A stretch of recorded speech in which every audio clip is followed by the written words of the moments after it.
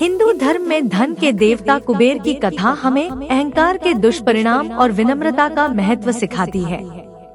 कुबेर, जिनके पास अपार धन संपत्ति थी, समय के साथ अपने धन पर इतना घमंड करने लगे कि उन्हें यह समझ नहीं आया कि हर चीज का एक मोल होता है और घमंड व्यक्ति को अंधा बना देता है। यह कहानी कुबेर के उस अतिरेक, घमंड और भगवान गणेश के माध्यम से मिली सीख पर आधारित है, जिसमें मानव जीवन के महत्वपूर्ण सबक छिपे हुए हैं। कुबेर तीनों लोकों के सबसे धनी देवता माने जाते हैं। उनके पास अलौकिक खजाना था और उनकी महिमा चारों ओर फैली हुई थी। परंतु यह दौलत उनके अंदर धीरे धीरे अहंकार भरने लगी। उन्होंने यह मान लिया कि कोई भी उनके समान धनी नहीं हो सकता। उनके मन में यह विचार पैदा हुआ कि उन्होंने तीनों लोकों में सबसे अधिक धन संपत्ति अर्जित की है और इस उपलब्धि पर उन्हें घमंड हो गया। धन का वास्तविक महत्व क्या है?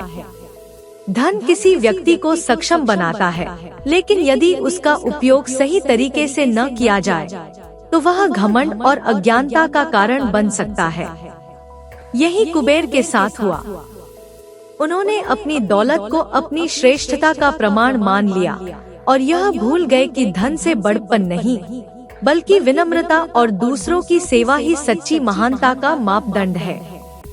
अपने घमंड को दिखाने और अपनी धनी स्थिति का प्रदर्शन करने के उद्देश्य से कुबेर ने एक महाभोज का आयोजन किया।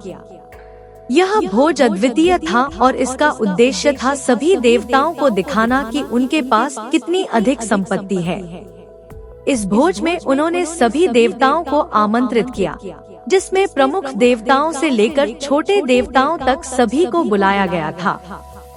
इस आयोजन में कुबेर ने केवल एक ही उद्देश्य रखा, अपनी संपत्ति का प्रदर्शन करना और यह दिखाना कि तीनों लोकों में उनके समान धनी कोई नहीं है। इस भोज के आयोजन से पहले कुबेर कैलाश पर्वत गए और वहां भगवान शिव को भी विशेष अतिथि के रूप में आमंत्रित किया। उन्हें विश्वास था कि भगवान शिव जैसे महान देवता के सम्मुख भी उनका आयोजन और दौलत अद्वितीय सिद्ध होगी। भगवान शिव ने कुबेर का आमंत्रण विनम्रता से स्वीकार कर लिया, लेकिन एक विशेष योजना बनाते हुए कहा, हम किसी जरूरी कार्य के कारण महाभोज में उपस्थित नहीं हो सकेंगे, लेकिन हमारा पुत्र गणेश इस आयोजन में अवश्य भाग लेगा। कुबेर इस उत्तर से अत्यंत प्रसन्न होकर अपने महल लौट आए। उन्होंने भगवान गणेश के स्वागत की तैयारी की और उस दिन का बेसब्री से इंतजार करने लगे। जब महाभोज का दिन आया तो सभी देवता कुबेर के घर पहुंचने लगे। कुबेर गर्व से फूले नहीं समा रहे थे। तभी भगवान गणेश भी महल में पहुँचे। गणेश जी का स्वागत अत्यंत धूमधाम से किया गया।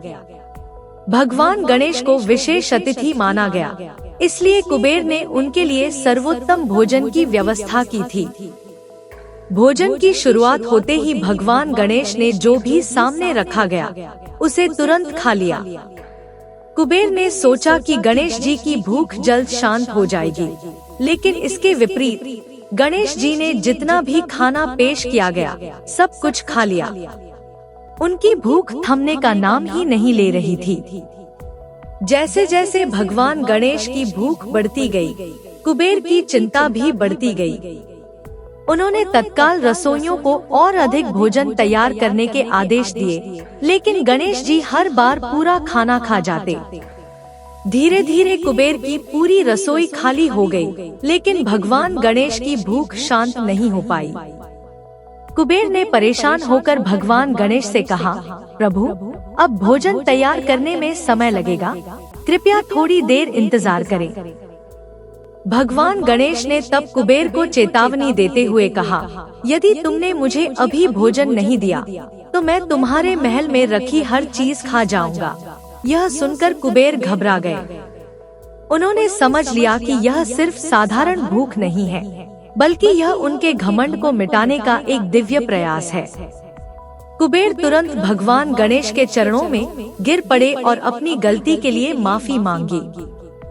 उन्हें अब यह पूरी तरह से समझ आ चुका था कि धन और वैभव का प्रदर्शन करना गलत था और भगवान गणेश के माध्यम से उन्हें यह पाठ सिखाया गया कि घमंड कभी भी व्यक्ति को महान नहीं बना सकता, बल्कि विनम्रता और सेवा से ही सच्ची महानता प्राप्त होती है। कुबेर ने भगवान गणेश से प्रार्थना की कि वे उनकी भूल को क्षमा करें और उनकी भूख शांत करें। भगवान गणेश ने कुबेर की विनम्रता और पश्चाताप को देखकर उनकी भूल माफ कर दी और कहा, धन से घमंड नहीं, बल्कि सेवा और परोपकार का महत्व बढ़ता है।